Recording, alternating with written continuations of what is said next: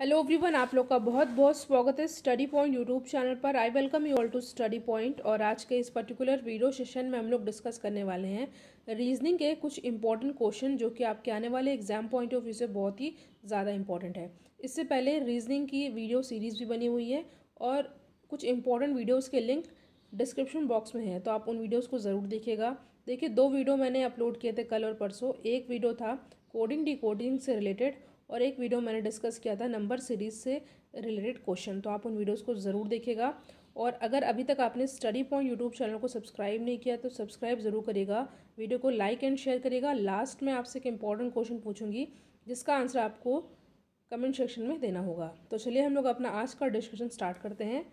पहला क्वेश्चन है, जैसा कि आप देख रहे हैं यहाँ पे नंबर्स दिए हुए हैं, यहाँ पर भी दिए हुए हैं, बट यहाँ पे क्वेश्चन मार्क है, आपको इसकी वैल्यू बतानी है।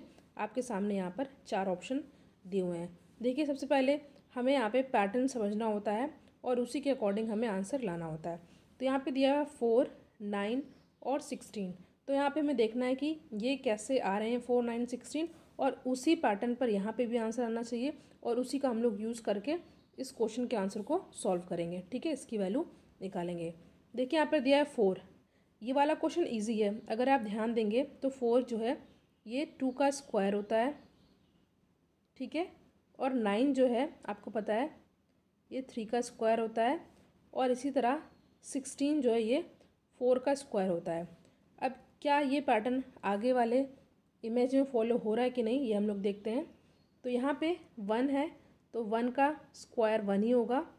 उसके बाद यहाँ पे 4 दिया हुआ है, तो यानी कि 4 यानी कि 2 का स्क्वायर होगा यहाँ पे, और यानी कि यहाँ पे है 3 का स्क्वायर। ठीक है, तो यहाँ पे आपने देखा 2, 3, 4, ठीक है। फिर यहाँ पे 1, 2, 3। तो उसी तरह यहाँ पे ये देख रहे हैं आप, यहाँ पे हो जाएगा, ये हो जाएगा 3 का स्क्वायर, देन इसके बाद 3 यानी 3 के बाद यानी कि यहाँ पे 4 का स्क्वायर। और ऑब्वियस सी बात है यहाँ पे हमारा क्या आएगा, एक तरह से ये सीरीज चल रही है। यहाँ पे 2, 3, 4 की थी, यहाँ पे 1, 2, 3 था यहाँ पे, और यहाँ पे हो जाएगा हमारा 3, 4। फिर यहाँ पे आ जाएगा 5 का स्क्वायर, यानी कि 5 का स्क्वायर इज इक्वल्स टू 25, जो कि हमारा ऑप्शन डी में साफ साफ दिख रहा है। ठीक है, अगर आपको क्वेश्चन समझ में आ जाए और आपको लगे कि क्वेश्चन आपके लिए इम्पॉर्टेंट है तो वीडियो को आप लोग लाइक ज़रूर कीजिएगा और इसको अपने फ्रेंड सर्कल में शेयर भी करिएगा। तो हम लोग अपने नेक्स्ट क्वेश्चन पर आते हैं। क्वेश्चन है आपके सामने, यहाँ पे दिया हुआ है 2, 5, 6, 3, 1, 3, 4, 2, 2, 10, 7, देन क्वेश्चन मार्क। देखिए, मैंने आपको बताया था कि इस तरह के क्वेश्चन को सॉल्व करने के लिए या तो लेफ़्ट टू राइट हम देखते हैं या तो अप टू डाउन देखते हैं। अगर लेफ़्ट टू राइट नंबर्स ज़्यादा होंगे, या अगर मान लीजिए यहाँ पे नंबर इंक्रीज़ होता, यहाँ पे इंक्रीज़ होता, यहाँ पे, तो हम लोग लेफ़्ट टू राइट वाला पैटर्न फॉलो करते। बट यहाँ पे ऐसा नहीं, आप देख रहे हैं यहाँ पे नंबर्स बड़े हैं, ज़्यादा हैं, ठीक है। तो हमें अप टू डाउन वाला मेथड यहाँ पे फॉलो करना होगा। तो कैसे यहाँ पे सॉल्व होगा, ज़रा ध्यान से देखिएगा आप लोग। यहाँ पे हम लोग सबसे पहले पता करते हैं कि यहाँ पे 10 कैसे आया है। उसी के बाद उसी पैटर्न को फॉलो करके हम जो है, एक सेकेंड, यहाँ पे हम लोग देखेंगे कि यहाँ पे हाँ 10 कैसे आया, और उसी मेथड को फॉलो करके हम पता करेंगे कि सेम मेथड इस वाली लाइन में फॉलो हो रहा है कि नहीं, और फिर हम अपने यहाँ पे आंसर निकालेंगे। ठीक है, तो यहाँ पे ध्यान दीजिएगा, यहाँ पे है 2, 3, 4 और 10 आ गया है। तो ऐसा हम क्या कर दें, 2, 3 और 4 के साथ ये आंसर 10 आ जाए। तो देखिए, अगर हम लोग 2 का 3 से मल्टीप्लाई कर देते हैं, 2, 3 ज़ा 6, और 6 में फिर हम ये +4 कर देते हैं, तो हमारा यहाँ पर 10 आ रहा है। ठीक है, तो यही पैटर्न हमें देखना है कि इस लाइन में भी फॉलो हो रहा है या नहीं। यानी कि हमने यहाँ पे क्या किया था, 2 और 3 को मल्टीप्लाई करके +4 किया। उसी तरह यहाँ पे हम 5 और 1 को मल्टीप्लाई करके +2 करेंगे, तो यहाँ पे हमारा 7 आ रहा है। ठीक है, यहाँ पे भी फॉलो हो रहा है। अब इसी तरह हम यहाँ पे अपना आंसर निकाल लेंगे, यानी कि 6 × 3, ठीक है, +2 यानी कि 6, 3 ज़ा 18 +2, यानी कि यहाँ पे आ जाएगा हमारा क्या, 20, जो कि हमारा ऑप्शन सी में साफ साफ दिख रहा है। आसान क्वेश्चन होते हैं, मैंने आपको बताया। अगर इस साइड नंबर ज़्यादा होगा तो अप टू डाउन चलेंगे हम लोग, अगर जो है इस साइड नंबर ज़्यादा होंगे तो हम लोग लेफ़्ट टू राइट चलेंगे। ठीक है, तो आई होप ये क्वेश्चन भी आपको अच्छे समझ में आ गया होगा। अब हम लोग अपने नेक्स्ट क्वेश्चन पर आते हैं। क्वेश्चन है आपके सामने, यहाँ पे दिया हुआ है 4, 9, 6, 38, 8, 11, 9, 56, 12, 11, 13, यहाँ पे है क्वेश्चन मार्क और हमें इसी की वैल्यू पता करनी है। कैसे सॉल्व करेंगे क्वेश्चन को आप लोग ध्यान से देखिए। 4, 9 और 6 के साथ ऐसा क्या कर दिया जाए कि हमारा यहाँ पे 38 आ जाए और वही सेम पैटर्न हमको यहाँ पे फॉलो करना होगा। अगर सेम पैटर्न फॉलो हो जाता है तो उसी पैटर्न के अकॉर्डिंग हम लोग ये आंसर निकालेंगे। सबसे पहले हम लोग देखते हैं 4, 9, 6 के साथ क्या किया गया है कि यहाँ पे 38 आ गया है। ध्यान से देखिएगा, मैं आपको डायरेक्ट इसका आंसर बता देती हूँ, आसान क्वेश्चन है ये भी। देखिए 4, ठीक है, प्लस 6 प्लस 9, इसको हम लोग करते हैं तो क्या आ रहा है 4, 6 और 9 को प्लस करेंगे तो हमारा क्या आएगा 6, 4, 10, 10 प्लस 9, 19। अब मगर यहाँ पे है 38, तो मान लीजिए हम लोग 19 में 2 से मल्टीप्लाई कर रहे हैं तो यहाँ पे 38 आ रहा है। यानी कि हमने क्या पैटर्न फॉलो किया है, बाहर वाली संख्याओं को प्लस करके मल्टीप्लाई 2 किया है। तो क्या ये सेम पैटर्न यहाँ पे फॉलो हो रहा है या नहीं, ये चेक करेंगे। यानी कि 8 में प्लस 11 करेंगे प्लस 9 करेंगे। ठीक है, तो 11 और 9 ये हमारा आ जाता है क्या 20। ठीक है, 20 और 8 यहाँ पे आ गया 28।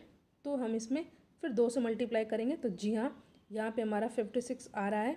तो यानी कि सेम पैटर्न फॉलो करके हम ये आंसर निकालेंगे। ठीक है, तो चलिए करते हैं। यानी कि 12, 11, 13 को प्लस करना है। 12 प्लस 11 प्लस 13, ठीक है, इसको हम लोग प्लस करेंगे तो प्लस करने पे क्या आ रहा है ध्यान दीजिएगा,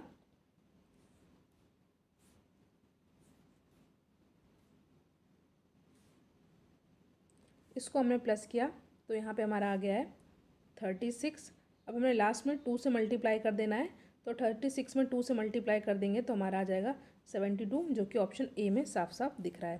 तो यहाँ पे हमने क्या किया, सिंपल बाहर वाले डिजिट को प्लस करके मल्टीप्लाई 2 किया। सेम यहाँ पे बाहर वाले डिजिट को प्लस करके मल्टीप्लाई 2 किया।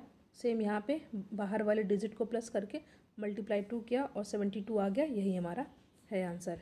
नेक्स्ट क्वेश्चन पे हम लोग आते हैं। अब हम लोग एक क्वेश्चन सॉल्व करेंगे कोडिंग डिकोडिंग का। ठीक है, यहाँ पे दिया हुआ है किसी कूट में यानी कि किसी कोड में कंप्यूटर को RFU VQ NPC के रूप में लिखा जाता है, तो उसी कूट में मेडिसिन को कैसे लिखा जाएगा। आपके सामने यहाँ पे 4 ऑप्शन दिया हुआ है। देखिए कैसे सॉल्व करेंगे। यहाँ पे हम लोग पहले लिख लेते हैं कंप्यूटर, COMPUTER। ठीक है, और उसके बाद यहाँ पे क्या लिखा हुआ है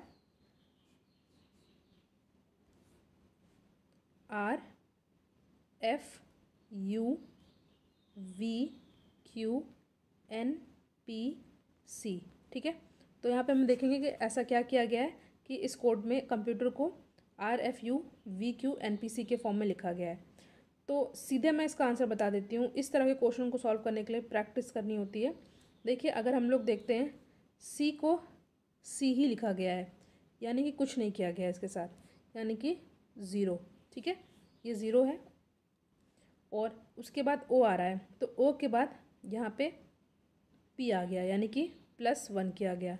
ठीक है, M के बाद यहाँ पे N आ रहा है। ठीक है, तो यहाँ पे +1 किया गया।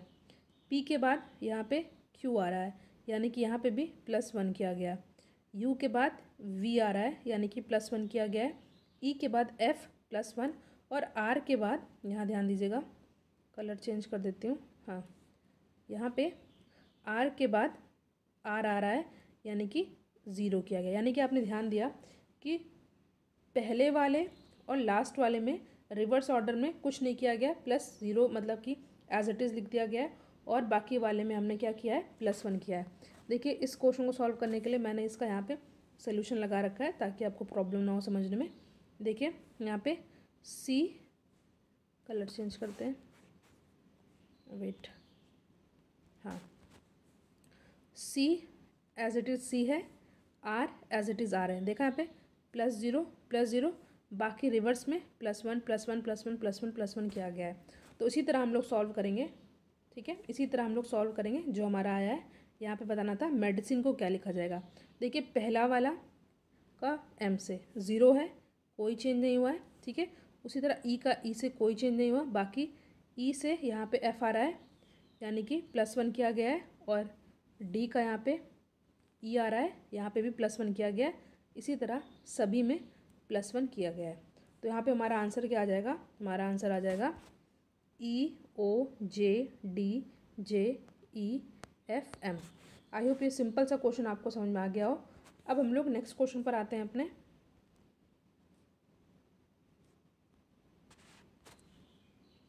देखिए सेकंड लास्ट क्वेश्चन है, इसके बाद का जो क्वेश्चन होगा उसको आपको खुद सॉल्व करके कमेंट सेक्शन में आंसर देना है, ठीक है। क्वेश्चन है मनुष्य, मूषक, जीव जंतु, ठीक है। तो आपको इन तीनों में एक बताना है कि इनमें कैसा रिलेशन है, ठीक है, कैसा संबंध है मनुष्य, मूषक और जीव जंतु में। उसी के अकॉर्डिंग हमको यहाँ पे आंसर बताना है कि क्या होगा, ठीक है। तो चलिए हम लोग देखते हैं इसको कैसे सॉल्व करना है। यहाँ पे दिया हुआ है मनुष्य, मूषक, जीव जंतु। देखिए मान लीजिए ये सिंबल जो बनाया मैंने ये जीव जंतु का है, जीव जंतु का है, ठीक है, जीव जंतु। तो जीव जंतु में देखिए मनुष्य भी आ जाएंगे, ठीक है, और मूषक भी आ जाएगा, ठीक है। तो यहाँ पे हमारा कौन सा ऑप्शन सही होगा, ऑप्शन सी होगा हमारा यहाँ पे सही आंसर। बहुत ही आसान क्वेश्चन है, इस तरह के क्वेश्चन को 5 से 6 सेकंड में सॉल्व किया जाता है। बस आपको इस वाले जो शब्द यहाँ दिए होते हैं इसी को ध्यान से देखना होता है। देखिए अगर आप लोग चाहें तो टेलीग्राम चैनल भी से भी जुड़ सकते हैं, जिसका लिंक डिस्क्रिप्शन बॉक्स में दिया हुआ है। तो आज का लास्ट क्वेश्चन है जिसका आंसर आपको कमेंट सेक्शन में देना है, और इस क्वेश्चन को मैंने पहले सॉल्व भी किया हुआ है। मिनट, दिन, महीने में क्या रिलेशन होगा, उसी के अकॉर्डिंग आपको आंसर बताना है। ABCD आपके सामने यहाँ पे दिया हुआ है 4 ऑप्शन। तो इस क्वेश्चन का आंसर आप लोग कमेंट सेक्शन में दीजिएगा। आई होप ये वीडियोज़ आपके लिए बहुत ही ज़्यादा हेल्पफुल हो। वीडियो को लाइक ज़रूर कीजिएगा और इसको ज़्यादा से ज़्यादा अपने फ्रेंड सर्कल में शेयर भी कीजिएगा। Thank you so much for watching. Thank you.